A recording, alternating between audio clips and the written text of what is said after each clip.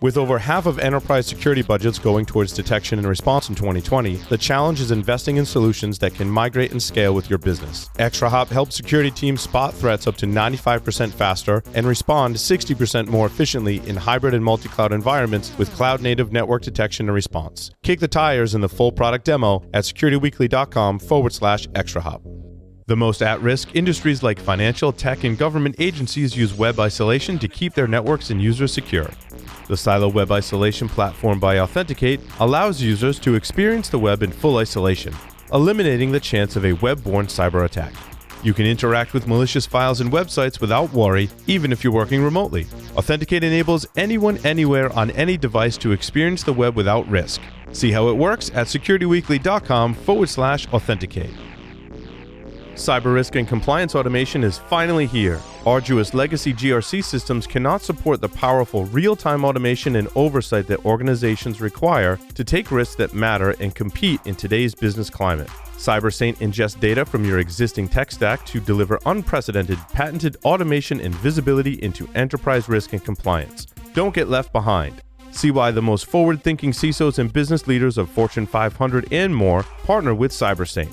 Maximize your cybersecurity program today by visiting securityweekly.com/CyberSaintBSW. Welcome back to Business Security Weekly. I am your host, Matt Alderman, joined by Paul Asadorian and Jason Albuquerque. Do you have a specific guest or topic that you want us to cover on one of the shows? Submit your suggestions for guests by visiting securityweekly.com/guests and completing the form. We review suggestions monthly and will reach out to you once reviewed. We're also getting ready for the 2021 interview schedule, so they'll come soon. Also, in our final technical training of 2020, our friends from Vulcan Cyber will show you how to move beyond vulnerability scan to vulnerability fix. Visit securityweekly.com/webcast to register, or visit securityweekly.com/on-demand to view all of our previously recorded webcasts. We did a ton of webcasts and technical trainings this year. Lots of good content and data out there. All right, gentlemen. So as you guys know, usually on the weekend, I go to Feedly and I start looking at all my different article feeds and like, okay, which article should we cover for the show? And I'm looking at all these articles. I'm like, yeah, we covered that. We covered that. Yep, we covered that. Okay, yep, that's the same. And I said, why don't we just riff on, look, we've been covering the news for all of 2020. We're one of the, I think what was interesting about 2020 for us is there was no hiccup in our schedules. We kept recording. We were already set up for virtual. And so we've covered a lot of news in the year 2020. And I thought it would be kind of interesting for us to just like, what were our lessons learned? What did we learn in 2020?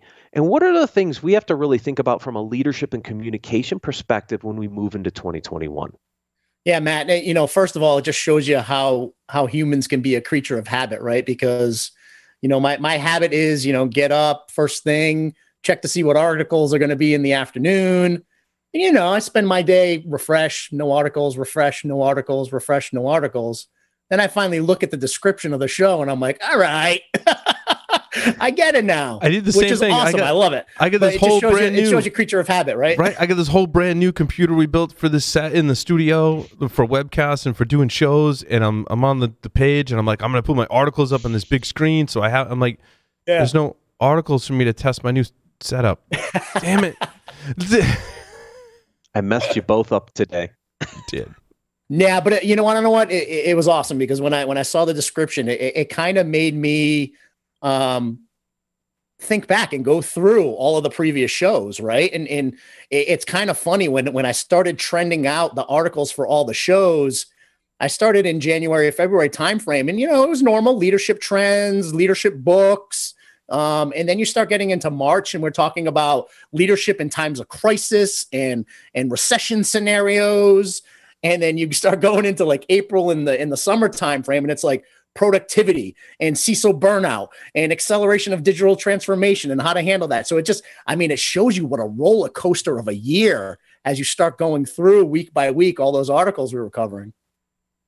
Yeah, what I think is interesting is there's some trends that are going to stick with us for a while.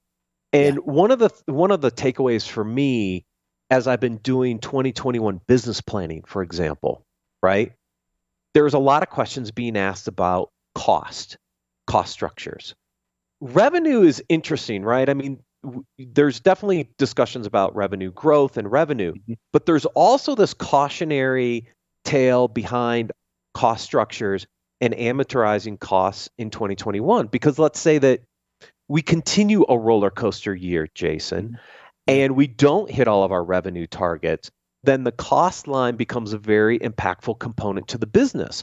And I don't know that we've talked a ton about it on the show, but I'm realizing that what you're going to see as organizations continue to finalize their budgets this year into 2021, people are going to look at how do we keep our costs low, because we want to see how revenue is going to tick up or not tick up as we get into 2021. Nobody wants to make big bets when there's a big cost component under the covers right now. Well, 100%. I mean, as executives, we're going to be exposed more and more to operational performance metrics like EBITDA, right? Those are the conversations we're going to be having because again, we're in a place where organizations aren't going to want to take a lot of risk financially, right? So making sure we're curbing costs as much as we possibly can while still trying to drive revenue into the organization. You'll hear my CFO talk about playing offense and playing defense, much like a football team, which is kind of amazing to hear the references, Mm-hmm. Yeah. Offense, go out and drive top line revenue. But on the defensive side, make sure we're doing the right things from a cost structure to protect ourselves so that we don't end up in a situation where we go out of business in 2021. That's it. It's right now it's about savings, right? It's about making sure you have some money in the bank, some cash in the bank. So that way you can operate with some level of insurance just in case things go sideways again.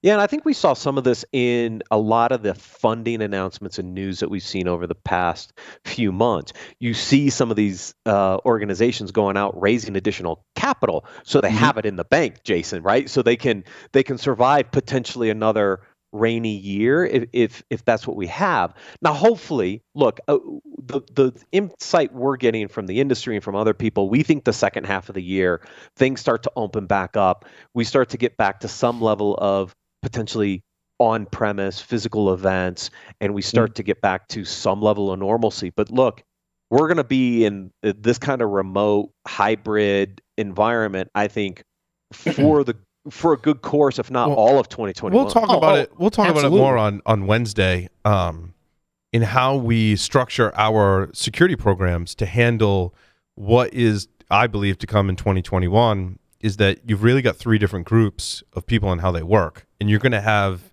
a kind of shifting percentage of your workforce that are working from home 100% of the time.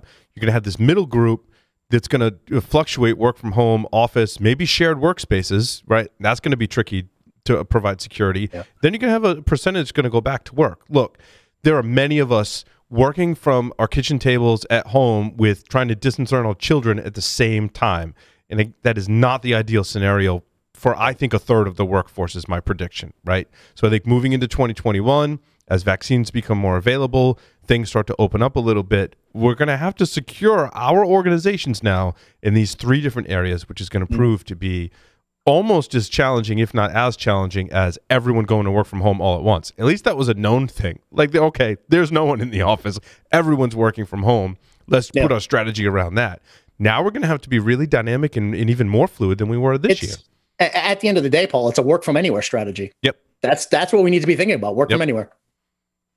Right. And we got to think about what are the different types of programs, what are the different types of processes, what are the different types of tools we're going to put in place that manages that work from anywhere scenario, on-prem, home, or wherever. And it's people, process, and technology. And what I found is that all those things have a cost associated with them.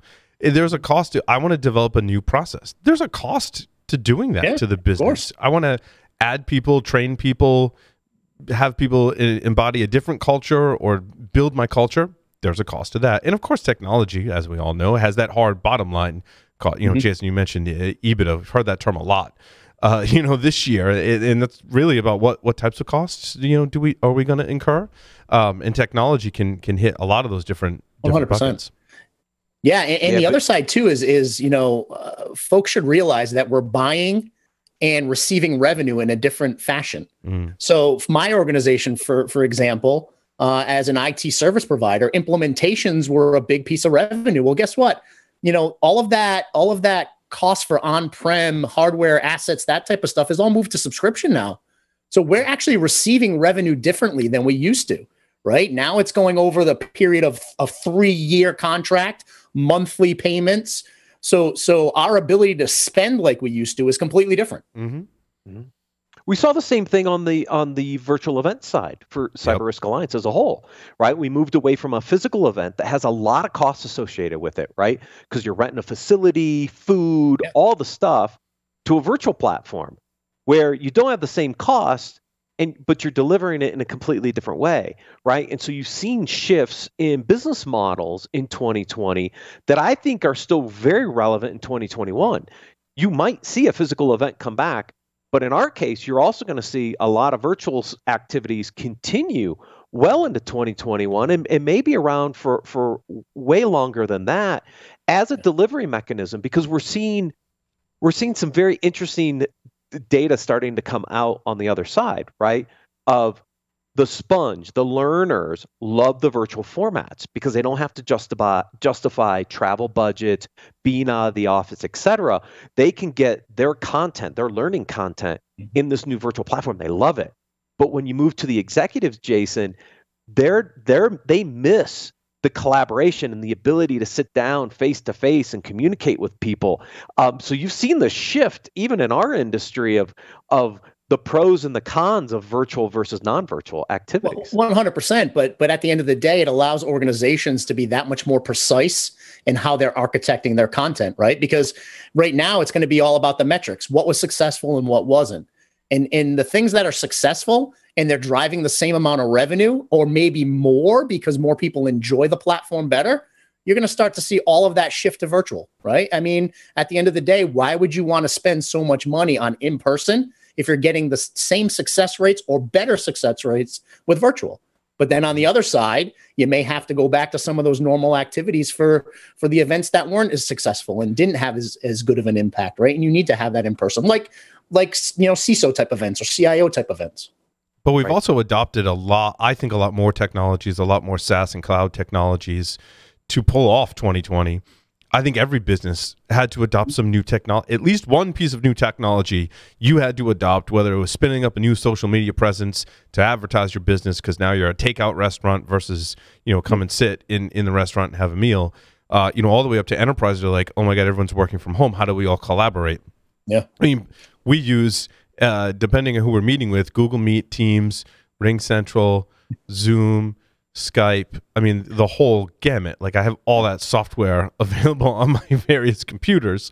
But now think about how the attack surface has maybe grown, but also changed. And attackers are taking advantage. I mean, the Treasury Department was just hacked because of some, Microsoft 365 vulnerability. So we've got some really hard and very new security challenges that haven't been fully unpacked yet that we're going to have big time. I mean, at the end of the day, guys, digital transformation was an actual thing because organizations who didn't have much of a presence with digital economy were forced into it. Yep. And then organizations who already were, technical in nature and out there for their customers had to innovate and move forward anyway. So, we talked about this over the course of the last 6, 7, 8 months that it literally, the pandemic fast-tracked people's project timelines by years.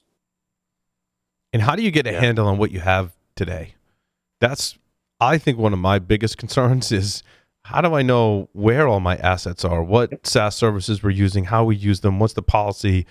And that's just the first part of it. How do I enforce that and keep enforcing that to make changes? And who on the team is responsible for that? Because that's a vulnerability management problem 101. Sure, I can go find a whole bunch of vulnerabilities, but if I don't get them to the right people or those people don't exist to fix them, then I'm in a world of hurt. Yeah, and it just shows the importance of having security teams within your organization. It's amazing how many times I find that organizations still don't have dedicated security teams, right?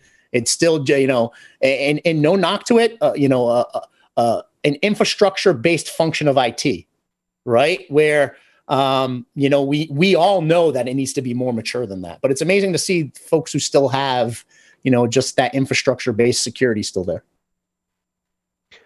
What do we see? Yeah, I want to talk a little bit about the workforce changes a little bit, right? Because I think we know this model is going to happen where some people stay home, some people are on and off. I also assume we're going to see smaller offices, fewer offices. I mean, you don't if a portion of your environment is going to stay remote, that's going to have a major impact on your physical building cost structures in 2021 as well, too, won't it? Oh, 100%. You're going to start seeing cost analysis on, does the expenditure of this office warrant its existence? Are we driving enough revenue in this area of the country to warrant an office? Because, sheer brick and mortar presence doesn't matter anymore. It really doesn't. Back in the day, you used to have customers who'd say, I need you to have a physical office in this location if I'm going to do business with you. That's gone. Those days are gone.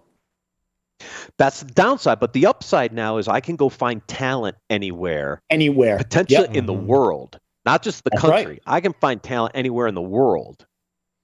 Oh, yeah, 100%. I mean, it opens the door now for us to be able to bring talent in from anywhere and everywhere. That's the beauty of the situation, because executives are now getting more and more comfortable with the remote workforce. Some of the most restrictive organizations that we knew as far as remote work and allowing remote workforce, they're now open their doors to it because they had to, and now they realize the benefit of it. Yeah, but Jason, you're not likely to shut down your physical facility altogether and tell everyone they're going to work from home from now on. No. Again, the whole point is strategic, right? So it's what regions of the United States make sense for us to have a physical presence, right?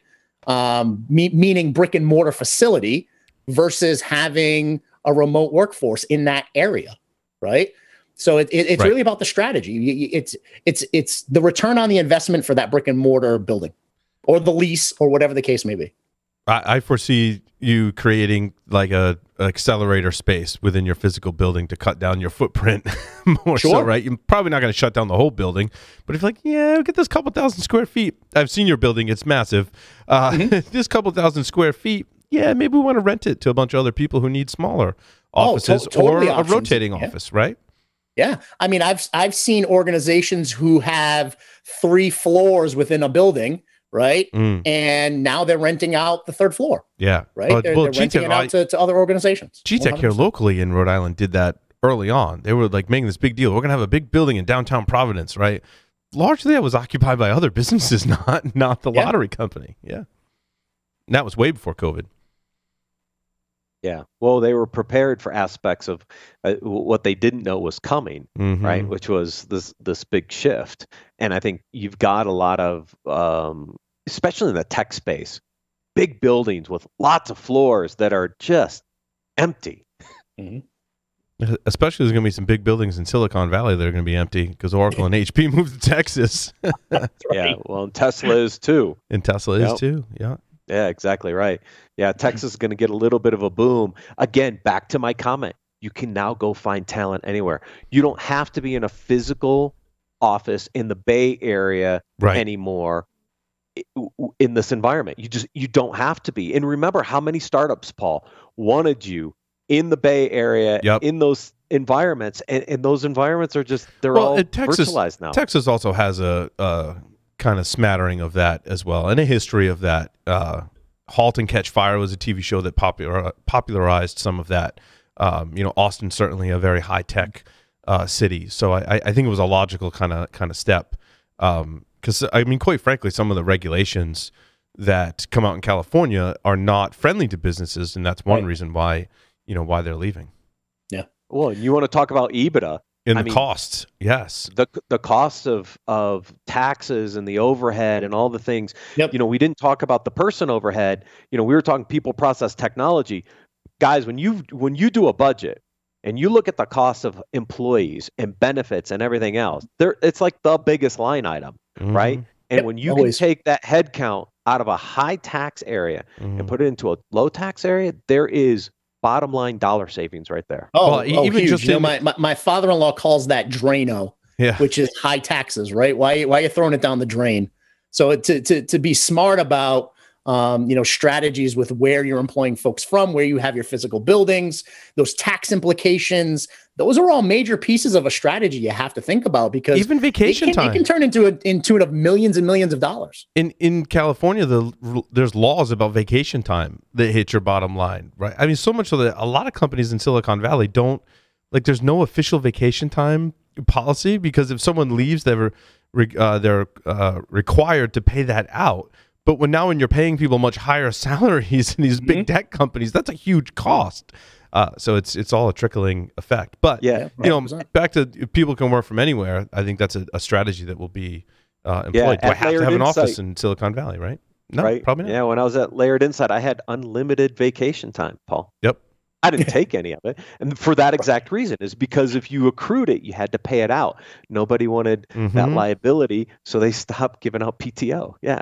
I mean, these are all things that impact our industry. And as we think about leaders, these are things we have to be cognizant of, because they potentially impact the way we have to build strategy going forward in 2021 and beyond, about where employees are, how employees are paid, the whole remote anywhere stuff. I mean, these are all things that can impact some of those bottom line discussions we've been having.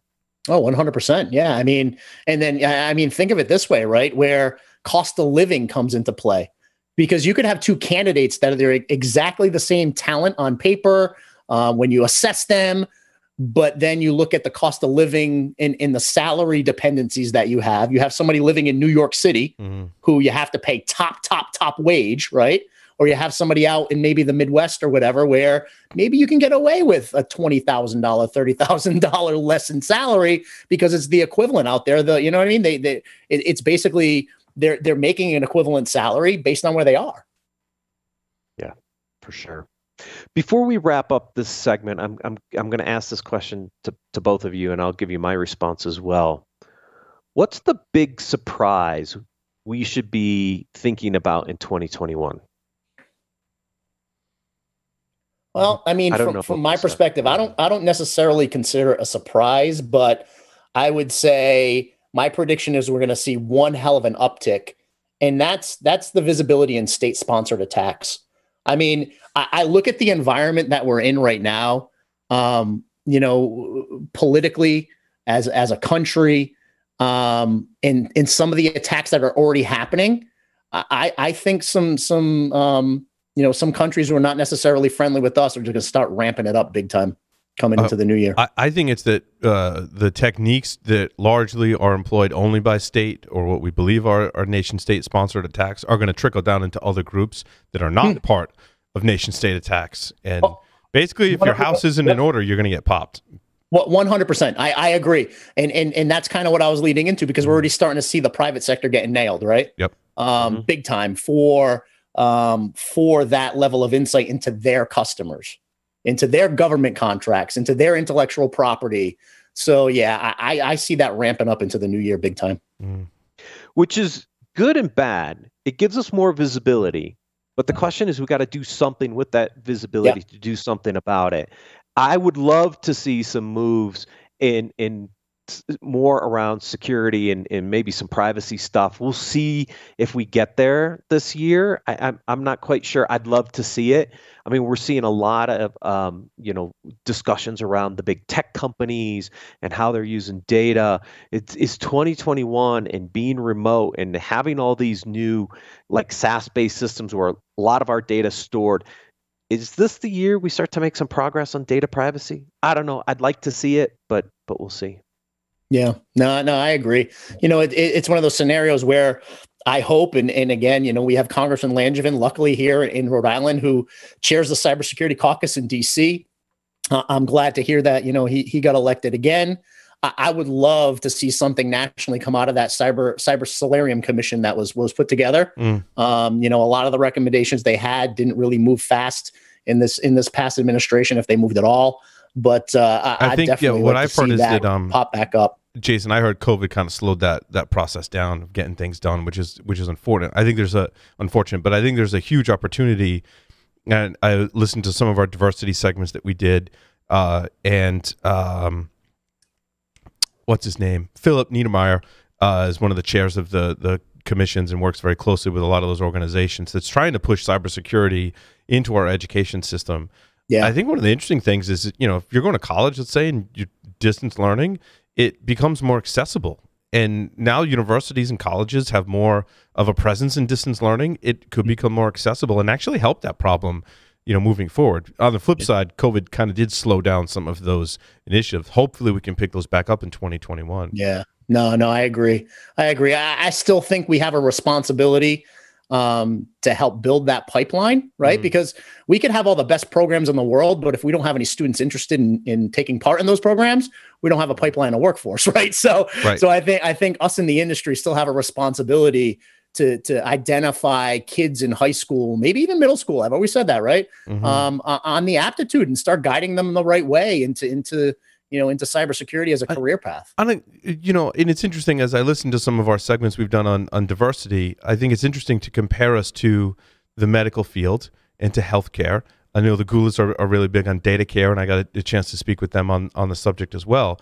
What I find is interesting, I think one of the major problems is that people that would go into cybersecurity, everyone thinks you got to be a doctor to be in, and that's not true. You don't necessarily have to be a doctor. We need the equivalent of nurses and physician's assistants and every other role that's not a doctor when you walk into any medical facility that's there. We have a similar structure in cybersecurity. Sure, we need doctors, right? We need people who can do reverse engineering and write software and need a really, really large amount of skill and training and knowledge. But we also need the full spectrum of people to work in cybersecurity. Not everyone needs to be a doctor. And I think it's something we need to evangelize as an industry, that if you want to get into the medical field, you don't necessarily need to be a doctor. My wife's an example. She's a sonographer. It's a very technical field, but she didn't have to go to school for 14 years to be a doctor, but she's still in the medical profession helping people and accomplishing the mission. I think we can do the same thing in cybersecurity. It's so funny, Paul. I literally just had this conversation with a principal of a middle school here in Rhode Island yesterday. And one of the things I said to him was, we need the equivalent in IT of the old school vocational programs, because you want to know what? We need the electricians. We need the plumbers. We need those entry-level IT peeps. And in many instances, I'm starting to notice that you don't necessarily have to have the 4-year degree to get your foot in the door into IT, right? It's attitude, aptitude, the ability to learn, certifications, getting them on a career path. And there may be some kids who weren't geared for college who could be incredible in IT. Absolutely. And hey, by the way, after some grooming, incredible in security. Yes. And we got to start early. When we did the diversity panel on Enterprise Security Weekly a couple of weeks ago, middle school is almost too late, right? We got to think about this in grade schools, through the middle school, because they're making decisions. These kids are ruling things out at an earlier and earlier age. So we got to figure out how to bring some of this visibility back into even the grade schools, I think. And if we had programs and we had courses that would allow that, and people go, oh, wow, I really like this. Because that's how I got into computers. It was basic programming classes back in middle school that turned me on to computers. We gotta continue that kind of stuff. It is. And it's identifying the aptitude as soon as we can. I mean, I've told my story here, right? All through high school, I thought I was going to be a police officer until I took the ASVAB test. And my recruiter said, what the hell are you doing joining the military, kid? Do you know you have this aptitude for technology? You're going to technology school. Right. Yeah. But I think that was I had that technology. I think that was Mandy's point, or someone's point on one of the panels, was that if you're considering going into the military or government service, you may want to consider getting to cybersecurity, because there's a lot of parallels there, right? Helping people and helping secure our infrastructure and things like that. 100%. Absolutely. Gentlemen, it's always a pleasure. Thank you for joining me today. This is our last show of the year, so I wish everyone a happy holiday season, and we'll see you next year on Business Security Weekly.